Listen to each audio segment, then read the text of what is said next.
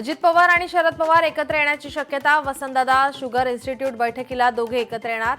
अजित पवार आणि शरद पवार आज एकत्र येणार का याकडे सर्वांचं लक्ष।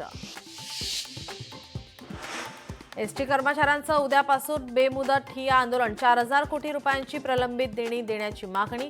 महामंडळाकडून केवळ आश्वासनं, कर्मचारी नाराज।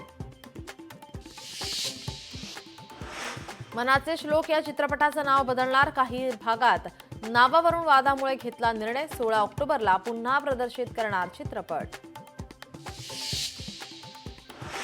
पैठणमध्ये इच्छुक उमेदवारांचं नाव मतदार यादीतून वगळलंय। नाव वगळण्यासाठी अर्ज केला नसतानाही घडलाय प्रकार। नाव गायब झाल्याने नगरपालिका प्रशासनाला निवेदन। हडपसरमध्ये मोठ्या प्रमाणात कचरा डंपिंग। शिवसेनेच्या नाना भानगिरेंनी दिला आयुक्तांना इशारा। पाठपुरावा करूनही पालिकेकडून दुर्लक्ष। मालेगावच्या अंगणवाडी शाळेमध्ये लाखोंचा भ्रष्टाचार। अंगणवाडीतील कामांच्या नावावर लाखो रुपये लाटले। विद्यार्थ्यांनाही निकृष्ट दर्जाचा पोषण आहार। ग्रँड शेरेटन मधील टॉय रूम पबमध्ये रात्री दारू विक्री। शासनाचे नियम डावलून सर्रास दारू विक्री सुरू। मनसेच्या विद्यार्थी सेनेने केला पर्दाफाश। पश्चिम बंगालमध्ये तरुणीवर सामूहिक अत्याचार। वैद्यकीय महाविद्यालयातील विद्यार्थिनीवर अत्याचार।